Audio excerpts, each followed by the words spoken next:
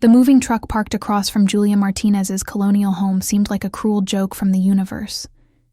She'd been divorced from David for exactly 12 days, and here he was, moving into the house she'd joked about buying herself. "This can't be happening," she whispered, watching movers carry David's leather recliner up the front steps. Her phone buzzed with a text from her best friend Sarah. "Please tell me it's not..." But it was exactly what Sarah feared. David wasn't just moving on. He was moving in. Right. Across. The street. The autumn air carried laughter as David emerged with his arm around a petite blonde woman who couldn't be older than 28. Meredith wore a flowing sundress, her perfect waves dancing in the October breeze. She was everything Julia wasn't.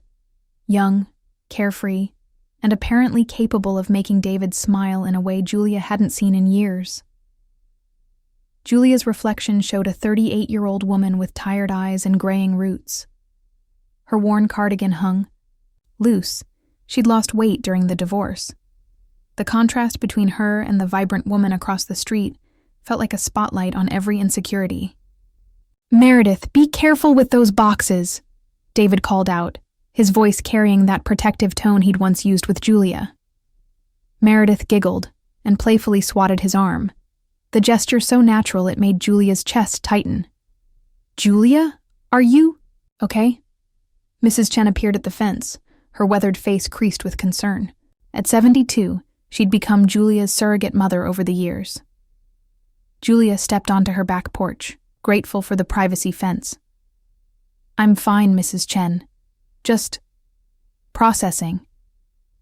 "That man has some nerve," Mrs. Chen huffed. 15 years of marriage, and he moves his girlfriend right across from you." "She's not just his girlfriend. I saw her wedding ring yesterday," Julia said quietly. "Vegas, the weekend after our divorce was finalized." Mrs. Chen's eyes widened. "He married her already?" The weight settled between them. 15 years of marriage, and David had replaced her in 2 weeks. "That's not a marriage. That's a rebound with paperwork," Mrs. Chen said firmly. "Men like David who jump that fast are running from something, and it always catches up." Julia wanted to believe her, but watching David carefully guide Meredith around a loose step suggested otherwise. He seemed genuinely happy, attentive in a way he hadn't been with Julia in years. "I should have seen this coming," Julia said. "The late nights, the gym, the new clothes. I thought it was a midlife crisis." "Don't blame yourself," Mrs. Chen interrupted. "I watched you bend over backward for that man. You gave up your master's degree when he got promoted." Julia had forgotten about that. Her counseling psychology degree had been put on hold 8 years ago when David said his new position required too much travel.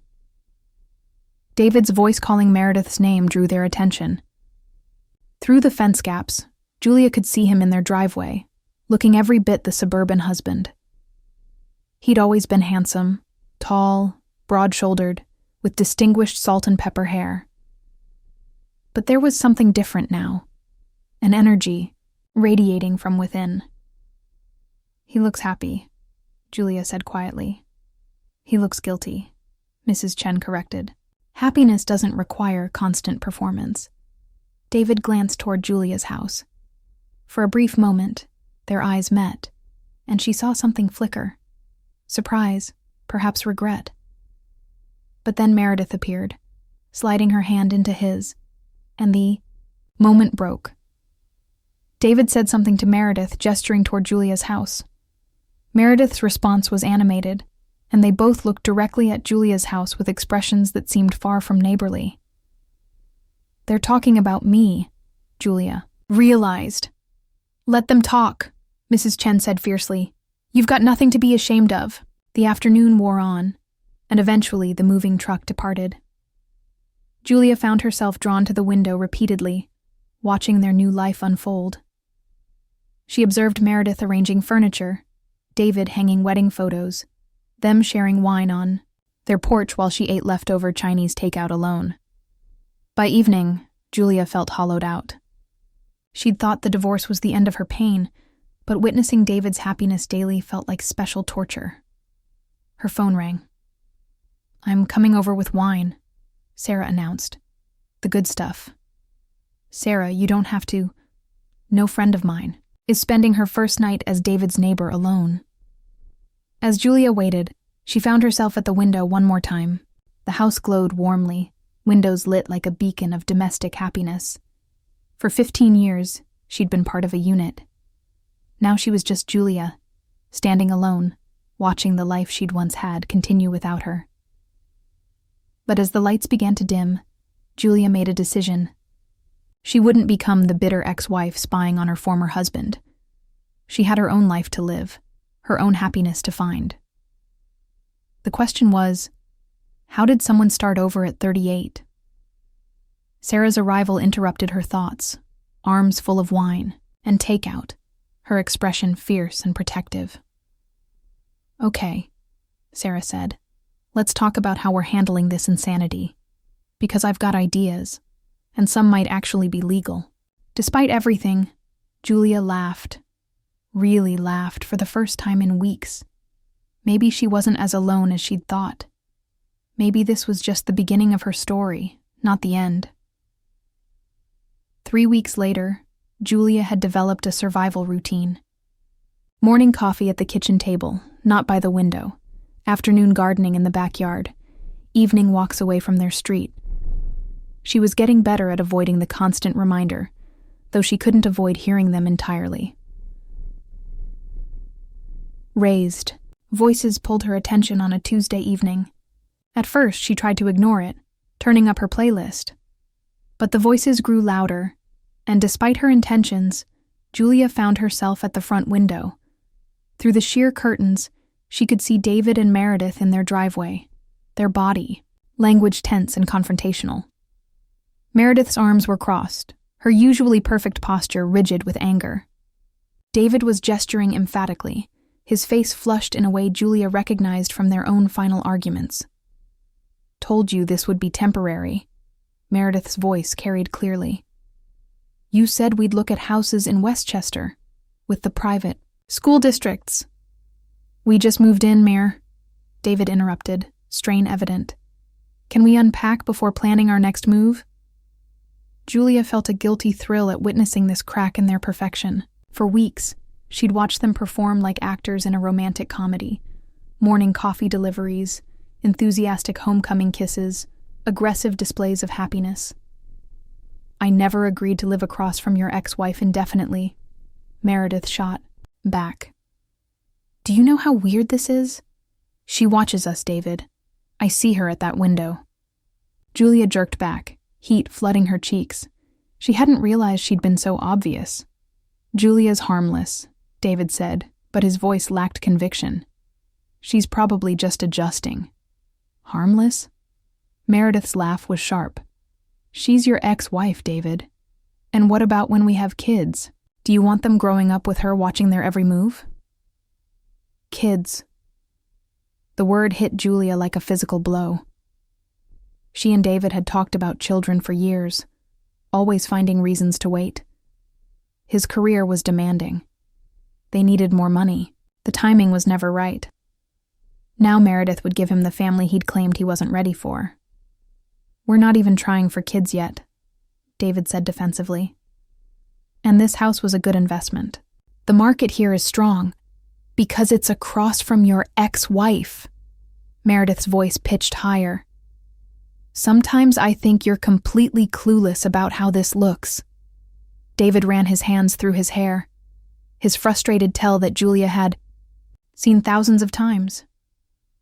"I know it's not ideal," he said softly, "but we can make this work. We'll plant trees for privacy, maybe a fence. Trees? That's your solution?" Meredith shook her head.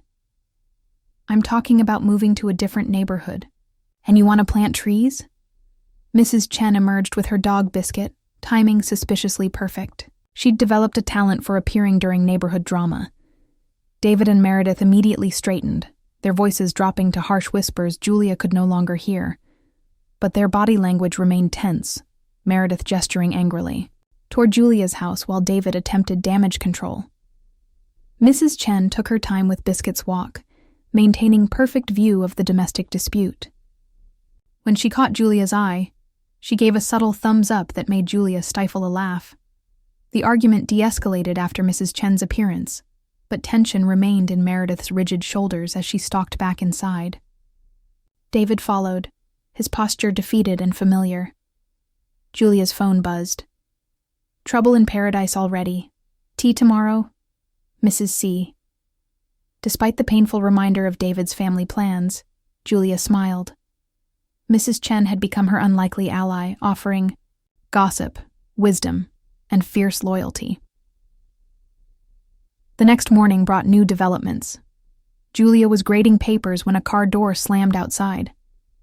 Meredith was loading suitcases into a silver BMW, her movements sharp and angry. David stood on the porch in pajamas, hair disheveled. "Mir, come on," he called desperately.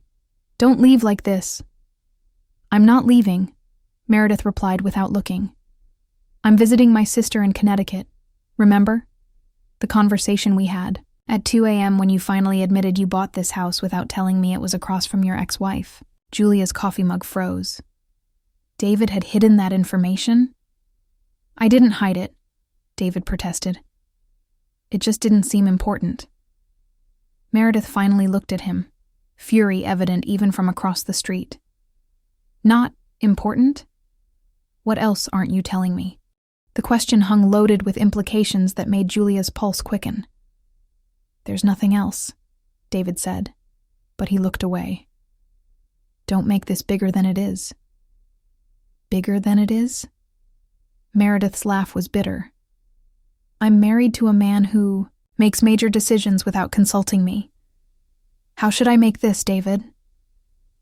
She slammed the trunk and drove away without another word. David stood watching until she disappeared, then slowly walked back inside, bewildered and defeated. Julia felt complicated emotions, satisfaction that their marriage wasn't perfect, but strange sympathy for David's confusion. She'd seen that expression before, a man who genuinely didn't understand why his wife was upset. Her phone rang. Sarah's name appeared. "Please tell me you saw the show this morning," Sarah said. "How did you—" "Never mind." "Yes, I saw it." Tom's brother said David looked like he'd been hit by a truck at work, kept checking his phone, asking if 3 days was too long to give someone space. 3 days? Julia laughed. "During our worst fights, he expected me to get over it by dinner time." "Because he took you for granted," Sarah said bluntly. "Meredith's new, so he's still working to keep her happy. But if she's already this upset, she wants kids," Julia said quietly. "I heard her mention it, and David seemed open to it."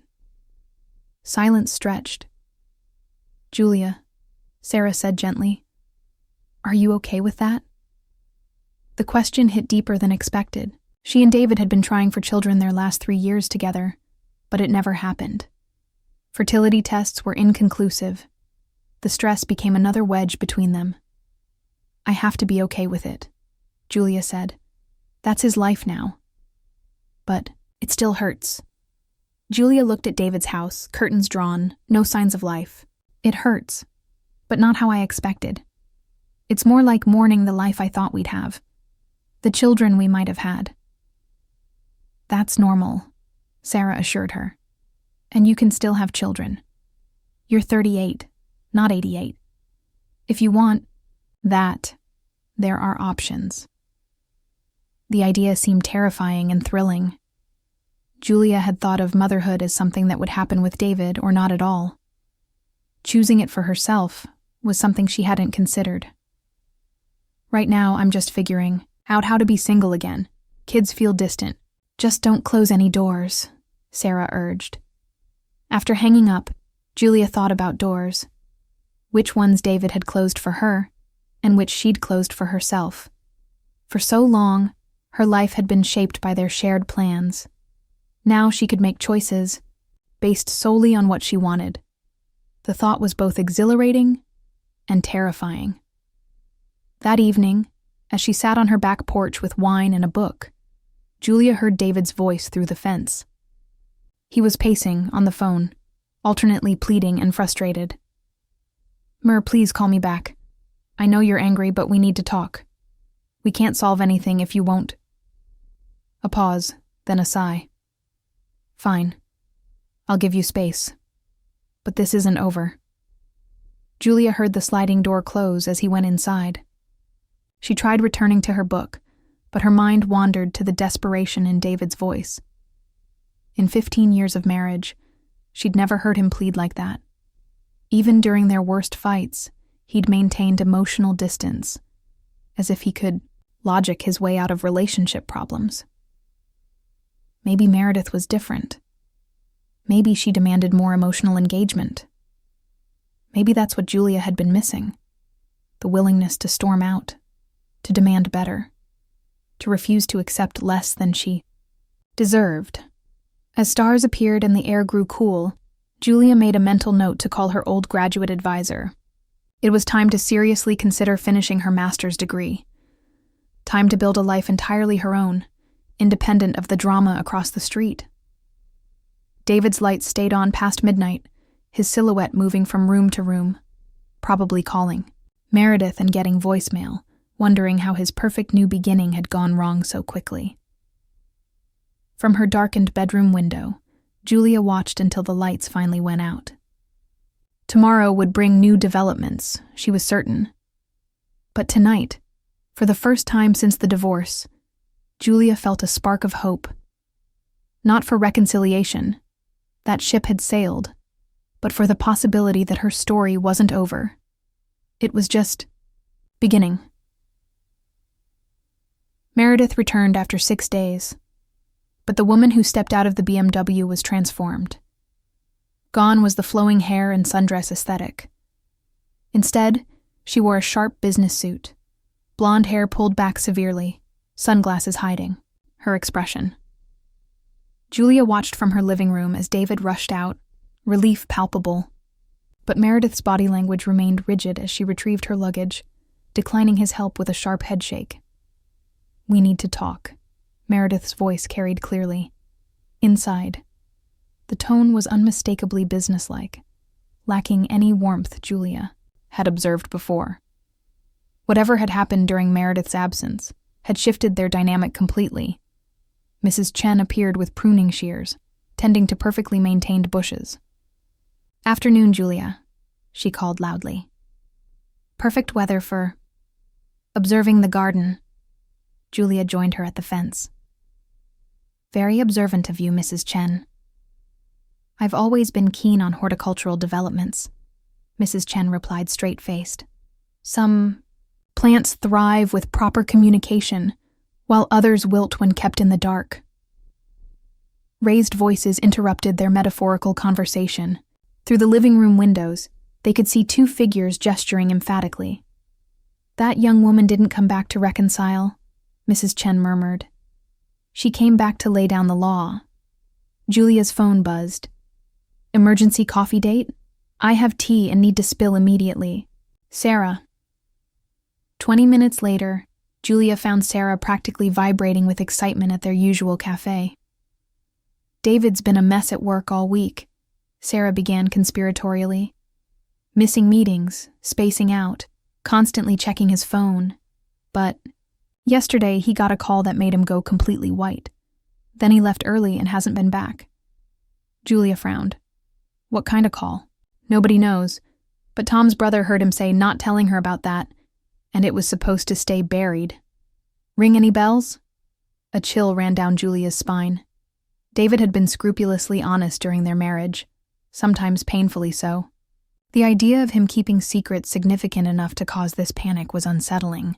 "I can't think of anything," Julia said slowly. "David was always almost obsessively truthful. People change. Or maybe the David who was honest with you is keeping secrets from Meredith because he knows she wouldn't be as understanding." The thought sat uncomfortably in Julia's chest. Had David been honest with her because he'd respected her, or because he'd taken her acceptance for granted? Julia's phone rang. An unknown number. "Hello? Julia?" This is Meredith Walsh. Meredith Brooks now. David's wife. Sarah's eyes widened, leaning closer. Oh, hi, Julia managed. How can I help you? I was wondering if we could meet. Talk. There are things about David I think you should know, and things about him I need to understand. The request was so unexpected that Julia was momentarily speechless. What kind of things? Things he's been lying about. To both of us. Meredith's voice was steady but tense. I know this is weird, but I think we've both been played. And it's time we compared notes. Julia's instinct was to decline. Getting involved seemed like disaster, but something in Meredith's tone, determination mixed with vulnerability, made her hesitate. When were you thinking? Now. I'm at the Starbucks on Elm Street. David thinks I'm shopping. Julia looked at Sarah, who was nodding enthusiastically. I'll be there in 15 minutes. The drive gave Julia time to consider what she was walking into. Meeting David's new wife felt like crossing an uncrossable line, but curiosity outweighed caution. She spotted Meredith immediately. The sharp suit made her stand out. Up close, Julia could see strain around her eyes, the careful way she held herself as if she might fall apart if she relaxed. Thank you for coming, Meredith said. I know this is incredibly awkward. It's definitely not a situation I imagined myself in, Julia admitted, settling across from her. What's going on? How long were you and David together before marriage? The question caught Julia off guard. We dated 3 years in college, then got engaged senior year, married right after graduation. Why? Meredith's laugh was bitter. David told me you had a whirlwind romance, 6 months from meeting to marriage. He said you were young and impulsive, and that's why it didn't work. Julia felt the air leave her lungs. That's not true. We were together 4 years before marriage, and married for 15 years. 19 years total. 19 years. Meredith repeated it like a foreign concept. He told me 8 years. Why would he lie? Because, Meredith said, showing her phone, he's been telling me he learned from his mistakes with you. That he rushed into marriage before and wanted to take things slow with me. Except we've been together 6 months total, and we got married 3 weeks ago. The timeline was staggering. Julia had assumed they'd been together at least a year. The idea that David had divorced his wife of 15 years and remarried someone he'd known for 6 months was so unlike the cautious man she'd married. 6 months? Julia repeated. How did you even meet? A conference in Chicago. He was presenting. I was representing my company's marketing department. Meredith's voice was flat. He was charming, funny, attentive. Said he'd been divorced for 2 years and was ready to start dating again. 2 years? Julia's voice pitched higher. Meredith, we've been divorced less than 2 months. We were separated for 6 months before that, but we were still married when you met him. Color drained from Meredith's face. That's impossible. He showed me divorce papers when we applied for our marriage license. What date was on them? Meredith scrolled through photos. Here, April 15th, 2024. Julia stared at the image. That's not possible. Our divorce was finalized September 22nd. I have the papers at home. For a long moment, neither woman spoke. He forged divorce papers, Meredith said finally, barely above a whisper. He's been lying about everything. I don't understand. Why? Control, Meredith said, voice growing stronger. He wanted to control the narrative, make himself the victim of a short marriage rather than someone who walked away from 15 years. Make me feel special for convincing him to believe in love again. Julia thought about David's seeming reluctance to finalize their divorce, his insistence they could work things out. Had he been planning his next relationship even then? There's more, Meredith continued. The house across from you? He didn't buy it as an investment. He inherited it. Inherited it? His great-aunt Helen owned it. She died 8 months ago and left it to him. He's been planning this, moving across from you, since before your divorce was final. The revelation hit Julia like a physical blow. But why torture me like this? I don't think it's about torturing you, Meredith said quietly. I think it's about keeping you close, available, just in case. The idea was so manipulative that Julia felt nauseated. You think he wanted me to see how happy he was? I think he wanted you available if things didn't work out with me. A safety net disguised as a new beginning. Julia stared out the window, her understanding of the past year crumbling. Everything she'd thought she knew about David, their divorce, his relationship with Meredith had been carefully constructed lies. I feel like such an idiot, Meredith said. All those times he said he was working late. He was probably with you, wasn't he? No, Julia said firmly. He was working late during our last year, but he wasn't with me. I barely saw him. I thought he was having an affair, but he made me feel paranoid for suggesting it. He was having an affair, Meredith said quietly. With me. I just didn't know it. The weight settled between them. Meredith had been the other woman without knowing it, and Julia had been the wife in the dark. What are you going to do? Julia asked. Meredith's expression hardened. Make him tell me the truth, all of it, then decide if this marriage is worth saving or if I need to cut my losses. And if he won't tell you the truth, then I'll find it myself. Meredith gathered her purse. Julia, would you be willing to show me your actual divorce papers? I need to see the real dates. Julia nodded. Of course. This affects both of us. I'm sorry, Meredith said, touching Julia's arm. For all of this. I know I'm not the one who owes you an apology, but I'm the one who's here. You didn't know, Julia replied. We were both victims of whatever game David was playing. The drive back felt surreal. Julia found herself bringing her ex-husband's wife to her house to prove her ex-husband was a liar. Inside, Julia retrieved the divorce papers from her filing cabinet. Meredith studied them carefully, comparing them to her phone photos. The formats are completely different, Meredith observed. And the signatures don't match. Julia looked over her shoulder. He forged his own signature? Badly. Look, in the real papers, his signature has that flourish at the end. In the fake ones, it's just a straight line. The attention to detail in David's deception was both impressive and terrifying. He'd created an entirely false narrative, complete with fabricated legal documents. Meredith, Julia said carefully, can I ask something personal? After this, we're past normal boundaries. Did you two ever talk about having children? Meredith's face softened. That's how this started. I told him I wanted to start trying, and he got panicked. When I pressed him, he said he was worried about being a good father because his first marriage was such a disaster.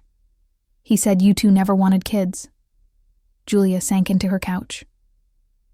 We tried for children for 3 years. It just never happened.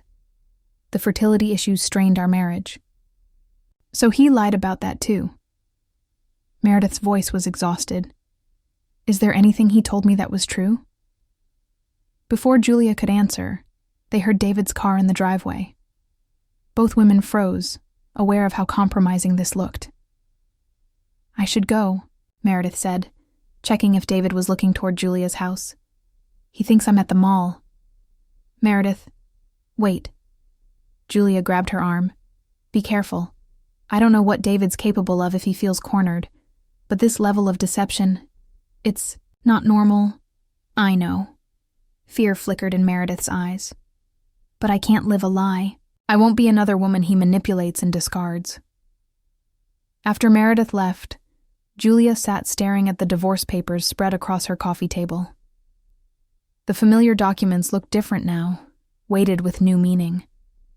They weren't just the end of her marriage. They were evidence of David's capacity for elaborate, long-term deception. Her phone buzzed. "How did it go?" "Sarah." Julia called instead of texting. "Sarah, I need you to come over. Bring wine." David forged legal documents to convince Meredith he'd been divorced for 2 years. He's been lying about everything. The silence stretched. "Sarah? I'm here. I'm just processing." "Julia, that's not just lying. That's fraud. That's potentially criminal." The word criminal sent chills through Julia. In all her years with David, she'd never imagined him capable of anything illegal. "What should I do?"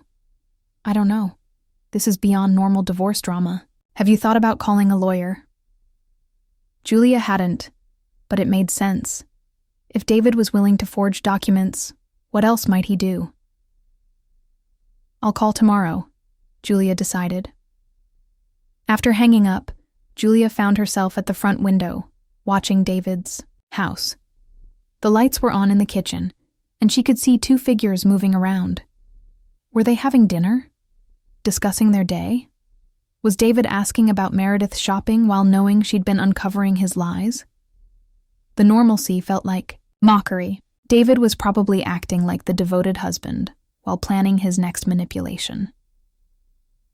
As she watched, Meredith appeared at the kitchen window, looking directly at Julia's house.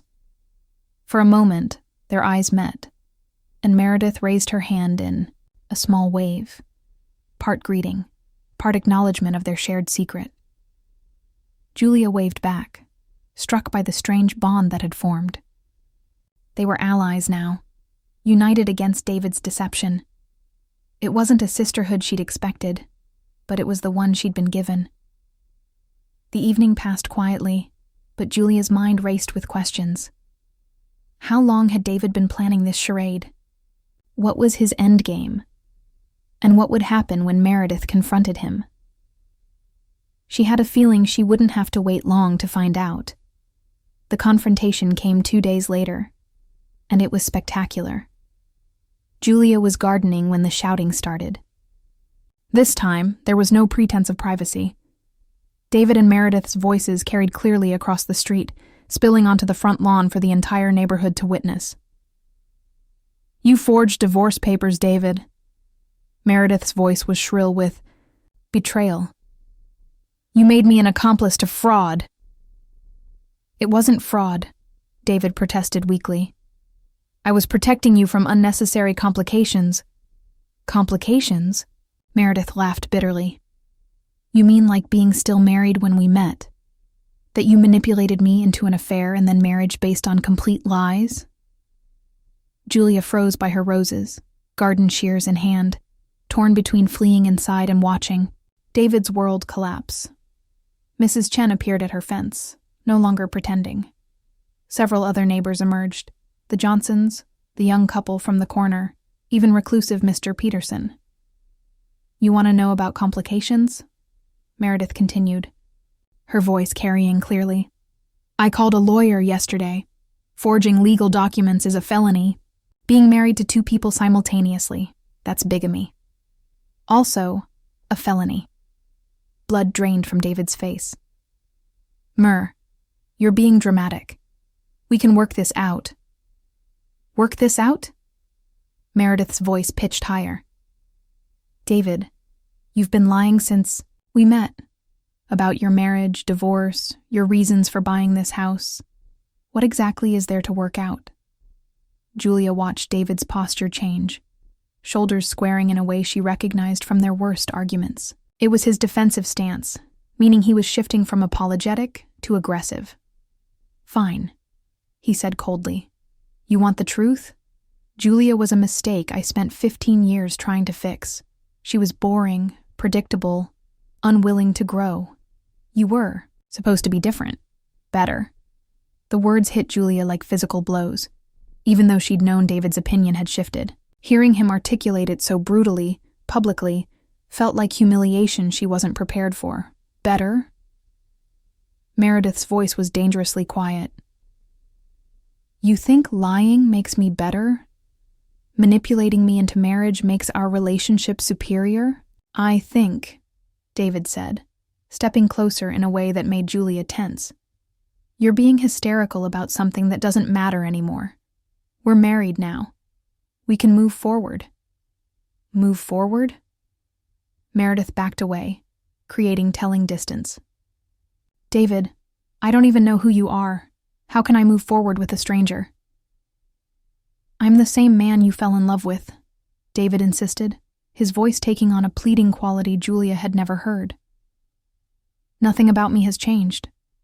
Everything has changed, Meredith exploded. The man I fell in love with was honest, kind, respectful. You're none of those things. You're a liar and manipulator, and I was stupid enough to fall for it. Don't call yourself stupid, David said, his voice softening momentarily. You're just young, naive. You don't understand how complicated adult relationships can be.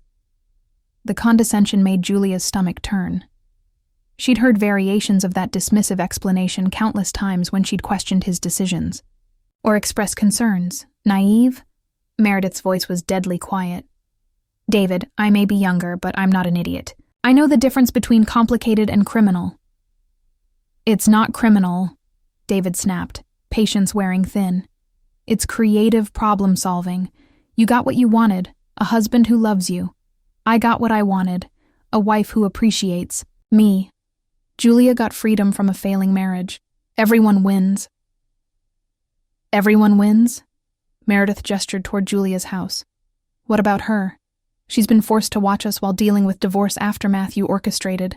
How is that winning? Julia felt unexpected gratitude toward Meredith for defending her during her own crisis. Julia's fine, David said dismissively. She's always been fine. She's resilient. The casual dismissal of her pain, her entire emotional reality, made Julia see red.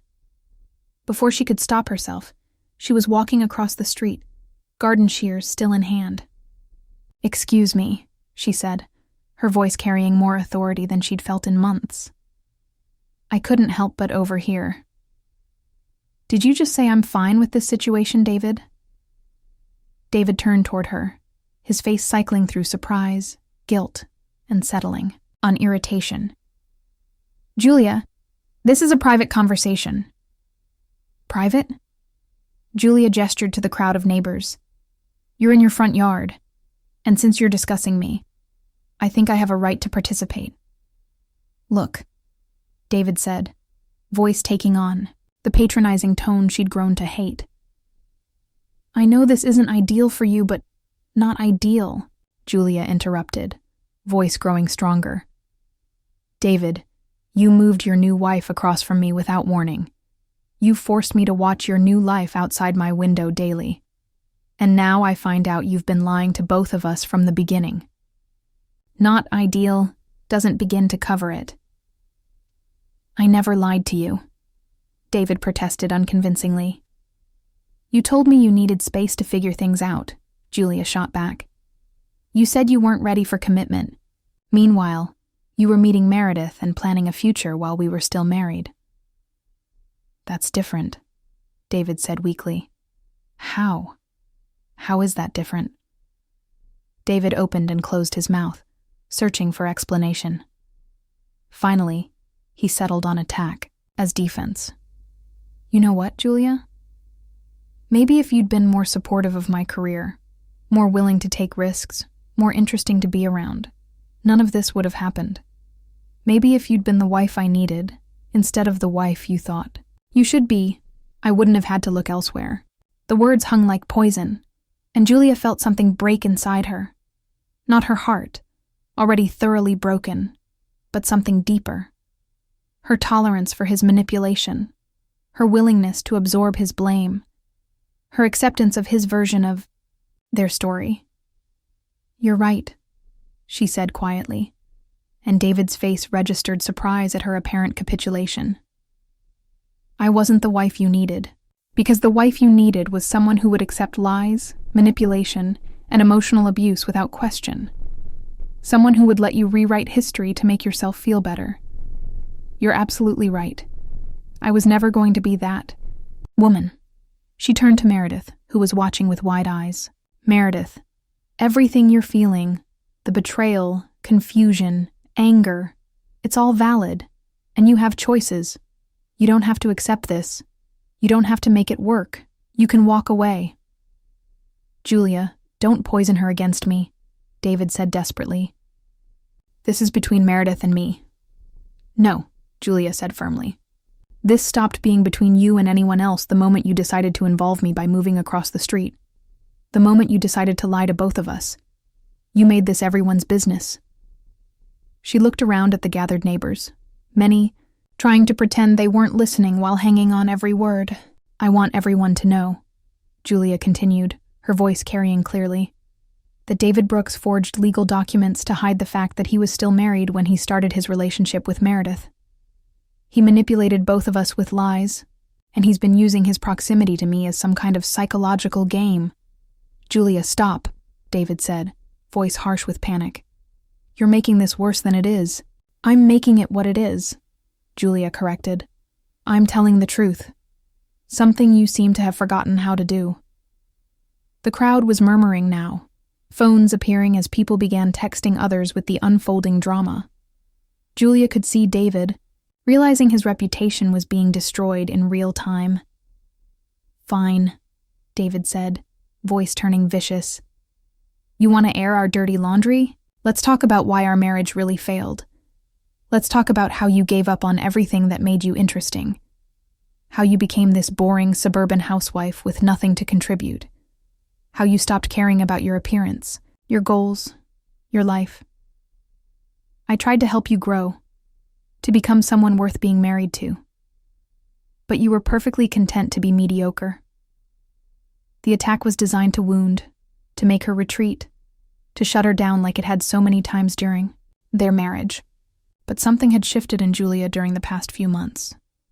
She'd found her strength, her voice, her self-worth outside of David's approval. You're right again, she said calmly. I did give up things that made me interesting. I gave them up for you. I put my career on hold for your promotions. I gave up friends because you said they were bad influences. I stopped pursuing interests because you said they were silly or impractical. I became boring because boring was what you said you needed. Someone stable, predictable, supportive. And then you punished me for becoming exactly what you asked for. She could see her words hitting their mark, David's face flushing with anger and embarrassment. But here's what you don't understand, David. I'm not that person anymore. I haven't been for months. I'm interesting again. I'm pursuing my goals again. I'm building a life I actually want to live. And the best part? None of it involves you. She turned to address the crowd of neighbors, many people she'd barely spoken to during her marriage because David had discouraged neighborhood friendships. I want to apologize to all of you for the drama, she said. This isn't how I wanted you to learn about my personal life. But I also want you to know that I'm not going anywhere. This is my home, my neighborhood, my community, and I'm going to keep building my life here, regardless of whatever David decides to do next. The murmur of approval from several neighbors was audible, and Julia felt unexpected warmth. These people were supporting her. She wasn't as alone as she'd thought. Julia, Meredith said quietly, approaching her. Thank you for everything, for showing me the real timeline, for helping me understand what was happening, for standing up for both of us. What are you going to do? Julia asked. Meredith looked back at David, who was standing stunned and defeated. I'm going to pack my things, call a lawyer, and figure out how to rebuild my life from this mess. If you need anything, Julia said, I'm right across the street. The irony wasn't lost on either of them, and despite everything, Meredith smiled. I might take you up on that. As the crowd began dispersing and Meredith walked back toward the house, David remained in the driveway, staring at Julia with an unreadable expression. This isn't over, he said quietly. Yes, it is, Julia replied. It's been over for a long time. You just haven't accepted it yet. She turned and walked back to her house, hands steady despite the adrenaline. Behind her, she could hear David, following Meredith inside, his voice pleading and desperate as he tried salvaging his crumbling marriage. But Julia didn't look back. For the first time in months, she felt truly free from David's manipulation, from his version of their story, from the weight of his expectations and disappointment. Mrs. Chen was waiting by her fence, face bright with approval. "Well done, dear," she said softly. "It was about time someone put that man in his place." "I should have done it years ago," Julia realized. "Perhaps. But you did it when you were ready, and that's what matters." That evening, Julia sat on her front porch. For the first time since David and Meredith had moved in, she'd reclaimed her space, her right to exist in her own neighborhood, without hiding or apologizing. Across the street, she could see movement. Suitcases being carried to cars, boxes being loaded. Meredith was keeping her word and leaving. Julia felt mixed emotions, sadness for the younger woman, and relief that she wouldn't have to continue witnessing David's manipulation. Her phone rang. Sarah's name appeared. "Are you kidding me right now?" Sarah said without preamble. "Mrs. Patterson just called my mom, who called me. Did you really confront David in front of the entire neighborhood?" "I did," Julia said, hearing pride in her own voice. "And did you really tell everyone about the forged divorce papers?" "I did that too. Julia Martinez, I am so proud of you I could cry. Actually, I think I am crying. You were magnificent." Julia laughed, feeling lighter than she had in years. "I was pretty great, wasn't I? You were a force of nature. So what happens now?" Julia looked across the street, where lights blazed in every room as David and Meredith dealt with the aftermath. Tomorrow the house would probably be quiet. David would either be alone or scrambling to save his marriage.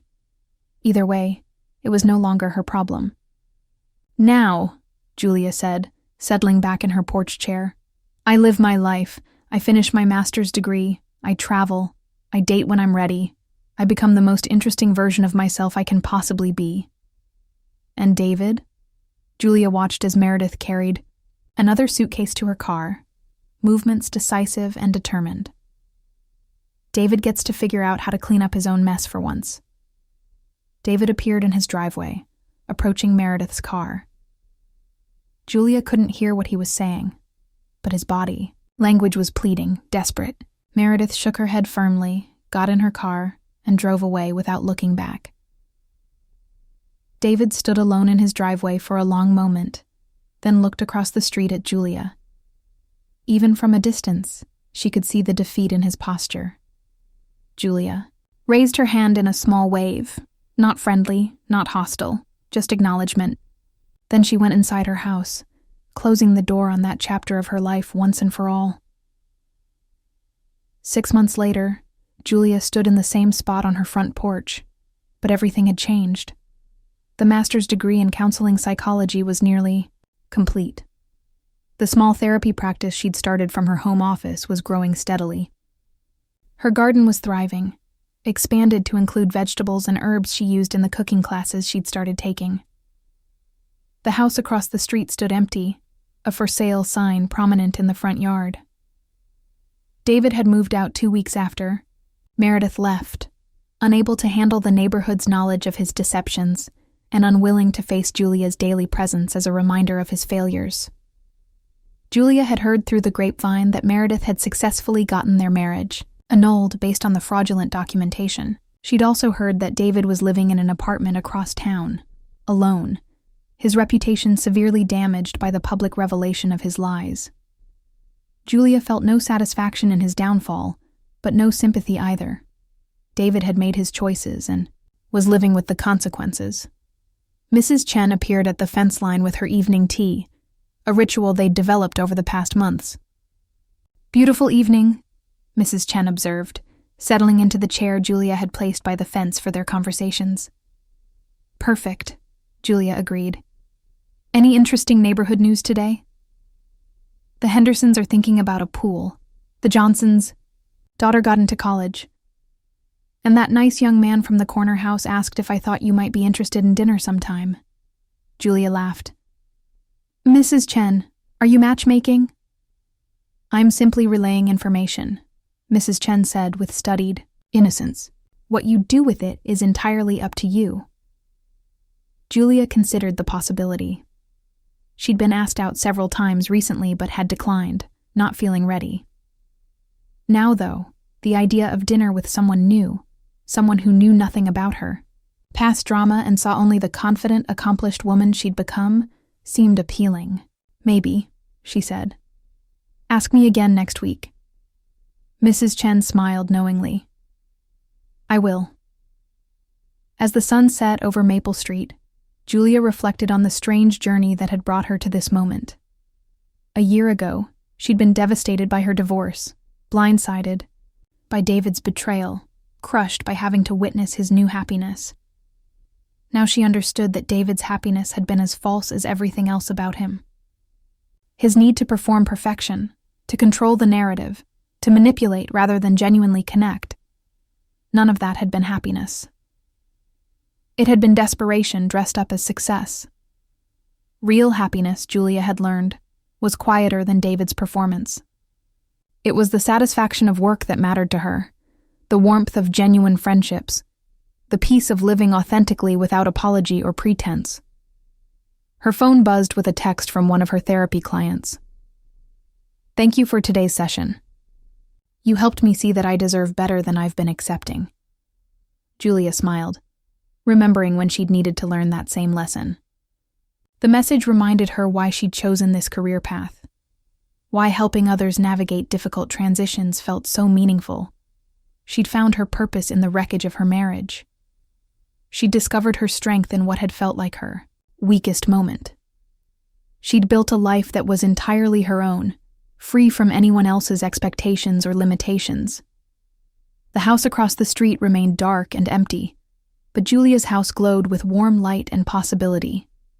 Tomorrow would bring new challenges, new opportunities, new reasons to be grateful for the journey that had brought her home to herself. And that, she thought, as she headed inside to prepare for another fulfilling day, was the best revenge of all. Not revenge against David, but for herself. She'd reclaimed her life, her happiness, and her future. The woman who had lost herself in marriage had found herself in independence, and she was magnificent.